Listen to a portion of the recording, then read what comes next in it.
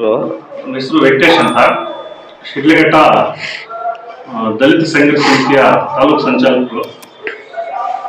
ಏನು ವಿಷಯ ಇಷ್ಟೇ, ನಿನ್ನೆಯಿಂದ ಏನು ಸೋಷಿಯಲ್ ಮೀಡಿಯಾ ಮತ್ತು ಮಾಧ್ಯಮದಲ್ಲಿ ಹರಿದಾಡಿರುವಂಥ ವಿಚಾರ, ಗಂಜಗುಂಟೆಯಲ್ಲಿ ಏನು ಒಬ್ಬ ದಲಿತರ ಬಗ್ಗೆ ಹಗುರವಾಗಿ ಮಾತನಾಡಿರುವಂತಹ ಒಬ್ಬ ವಸಂತ್ ಕುಮಾರ್ ಮತ್ತು ರಾಮಕೃಷ್ಣ ಇವರ ಮೇಲೆ ನಾವು ದಿಬ್ಬೂರಹಳ್ಳಿ ಠಾಣೆಯಲ್ಲಿ ದೂರನ್ನು ಕೊಟ್ಟಿದ್ರು ಸಹ ಬರೀ ಅವರು ಯಾವುದೋ ರಾಜಕೀಯ ಒತ್ತಡಕ್ಕೂ ಅಥವಾ ಯಾರಾದರೂ ಪ್ರಭಾವ ವ್ಯಕ್ತಿಗಳ ಪ್ರಭಾವದಿಂದನೋ ಗೊತ್ತಾಗಿಲ್ಲ, ಇದುವರೆಗೂ ಏನು ಒಂದು ನಮ್ಮ ನರಸಿಂಹಮೂರ್ತಿ ಅವರು ನನಗೆ ಈ ತರ ಉಳಿದು ನನ್ನ ಸಾರ್ವಜನಿಕವಾಗಿ ನನ್ನ ಮೇಲೆ ಹಲ್ಲೆ ಮಾಡಿದ್ದಾರೆ ಅಂತ ಹೇಳ್ಬಿಟ್ಟು ಏನು ದೂರನ್ನು ಕೊಟ್ಟಿದ್ದಾರೋ ಅದನ್ನು ಇದುವರೆಗೂ ಕೂಡ ದಾಖಲೆ ಮಾಡಿಲ್ಲ. ಅವ್ರು ಕೊಟ್ಟಿರುವಂತಹ ಒಂದು ಕಂಪ್ಲೇಂಟ್ ಅಂತ ಈಗಾಗಲೇ FIR ಮಾಡಿದ್ದಾರೆ. ಮತ್ತೆ ಈಗ ನಮ್ಮ ಅದ್ರ ವಿಚಾರವಾಗಿ ನಮ್ಮ ಪುಟ್ಟು ಅಂಜನಪ್ಪ ಅವರು ನಮ್ಮ ನಾಯಕರಾದಂತಹ ಮತ್ತು ಈ ಶಿಡ್ಲಘಟ್ಟ ತಾಲೂಕಿನಲ್ಲಿ ಪ್ರಭಾವಿ ದಲಿತ ಮುಖಂಡರಾದಂತಹ ಒಬ್ಬ ಗಂಜಗುಂಟೆ ನರಸಿಂಹಮೂರ್ತಿ ಅವರ ಬಗ್ಗೆ ತುಂಬಾ ಹಗುರವಾಗಿ ಮಾತಾಡ್ತಾರೆ.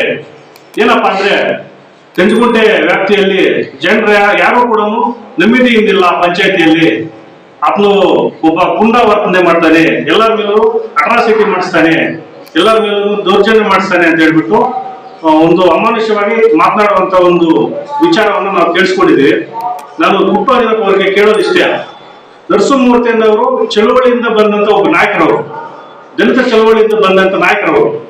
ಅವರಿಗೆ ನೊಂದ ಜನಕ್ಕೆ, ನಿರ್ಗತಿಕರಿಗೆ ಮತ್ತು ಬಡವರಿಗೆ ನ್ಯಾಯ ಕೊಡಿಸುವ ನಿಟ್ಟಿನಲ್ಲಿ ಹೋರಾಟಗಳನ್ನು ಮಾಡ್ಕೊಂಡು ಬಂದಿರುವಂತವರು. ಅವರಿಗೆ ಯಾರೋ ಒಬ್ಬರ ದಲಿತರಿಗೆ ಅನ್ಯಾಯ ಆಗಿದೆ ಅಂದ್ರೆ ಏನು ಅಟ್ರಾಸಿಟಿ ಕೊಡಬಾರ್ದಾ? ದಲಿತರನ್ನ ಸಾಯಿಸಾಕಿದ್ರೆ ಅಂದ್ರೆ ಅಟ್ರಾಸಿಟಿ ಕೊಡಬಾರ್ದಾ? ನೀವು ಅಟ್ರಾಸಿಟಿ ಬಗ್ಗೆ ಮಾತಾಡ್ತೀರಾ, ಅಟ್ರಾಸಿಟಿ ಮಾಡಿಸ್ತಾರೆ ಅಂತ. ದಲಿತರ ಸಾಯಿಸಾಕಿದ್ರು ಅಟ್ರಾಸಿಟಿ ಮಾಡಬಾರ್ದಾ? ನೀವು ಮಾತಾಡೋದು ಎಷ್ಟು ಮಾತ್ರ ಸರಿ ಇದೆ. ಇದು ದೊಡ್ಡ ಹುನ್ನಾರ ನಡೀತಾ ಇದೆ. ಯಾಕಂದ್ರೆ ಮೊನ್ನೆ ತಾನೇ ಕೋಡಿಗಲ್ ರಮೇಶ್ ಅವರ ಮೇಲೆ ಒಂದು ಗಡಿಪಾರು ಮಾಡ್ಬೇಕಂತ ಹೇಳ್ಬಿಟ್ಟು ಒಂದು ಎಲ್ಲಾ ಸವರ್ಣೀಯರು ಸೇರ್ಕೊಂಡು ಒಂದು ಪ್ರೊಟೆಸ್ಟ್ ಮಾಡ್ತಾರೆ. ಅದೇ ರೀತಿ ನಮ್ಮ ದಲಿತರನ್ನ ಮಟ್ಟ ಹಾಕ್ಬೇಕು, ನಮ್ಮ ದಲಿತ ಚಳವಳಿಯನ್ನ, ದಲಿತ ಮುಖಂಡರನ್ನ ಮಟ್ಟ ಹಾಕ್ಬೇಕು ಅನ್ನೋ ಒಂದು ಹುನ್ನಾರ ಮಾಡಿಕೊಂಡು ಇಂಥ ಏನು ಸಮಾಜಮುಖಿ ಮುಖವಾಡಗಳನ್ನ ಧರಿಸ್ಕೊಂಡು ಬಂದಂತ ಸಮಾಜ ಸೇವಕರು ನಮ್ಮ ದಲಿತರನ್ನ ನಾಶ ಮಾಡ್ಲಿಕ್ಕೆ ಬಂದಿದ್ದಾರೆ ಅಂತ ಹೇಳ್ಬಿಟ್ಟು ನನಗೆ ಅನಿಸ್ತಾ ಇದೆ ಈ ಸಂದರ್ಭದಲ್ಲಿ ಸರ್. ಹಾಗಾಗಿ ಏನು ನಮ್ಮ ನರಸಿಂಹಮೂರ್ತಿ ಕಂಪ್ಲೇಂಟ್ ಕೊಟ್ಟಿದ್ದಾರೆ, ವೇಮಗಲ್ ನರಸಿಂಹಮೂರ್ತಿ ಕಂಪ್ಲೇಂಟ್ ಕೊಟ್ಟಿದ್ದಾರೆ, ಅದನ್ನ ಈ ಕೂಡಲೇ ಪೊಲೀಸ್ ಇಲಾಖೆ ದಾಖಲು ಮಾಡಿಲ್ಲ ಅಂದ್ರೆ ಏನು ಪೊಲೀಸ್ ಠಾಣೆ ಮುಂದ್ಗಡೆನೆ ದೊಡ್ಡ ಹೋರಾಟವನ್ನು ರೂಪಿಸಬೇಕಾಗುತ್ತೆ ಅಂತ ಹೇಳ್ಬಿಟ್ಟು ಪೊಲೀಸ್ ಇಲಾಖೆಗೆ ಎಚ್ಚರಿಕೆ ಕೊಡ್ತಾ ಇದ್ದೀವಿ ಸರ್. ನಿನ್ನೆ ನಡೆದಂತ ಒಂದು ಗಂಜಗುಂಟೆ ಗ್ರಾಮ ಪಂಚಾಯತಿಯ ಗಂಜಗುಂಟೆ ಸರ್ಕಲ್ ಅಲ್ಲಿ ನಮ್ಮ ವೇಮಗಲ್ ನರಸಿಂಹಮೂರ್ತಿ ಅನ್ನೋರು ಬೇಕರಿ ಹತ್ರ ಹೋದಂತ ಸಂದರ್ಭದಲ್ಲಿ ಅಲ್ಲಿನ ಪಕ್ಕದ ಚಿಲ್ಲರೆ ಅಂಗಡಿ ವ್ಯಾಪಾರಿಯಾದಂಥ ರಾಮಕೃಷ್ಣ ಅಂಗಡಿಯಲ್ಲಿ ವಸಂತ ಮತ್ತು ರಾಮಕೃಷ್ಣ ಇಬ್ಬರು ಏನು ಈ ಒಂದು ಪಂಚಾಯತಿ ವ್ಯಾಪ್ತಿಯಲ್ಲಿ ದಲಿತರ ಪ್ರಾಬಲ್ಯ ಜಾಸ್ತಿ ಆಗಿದೆ.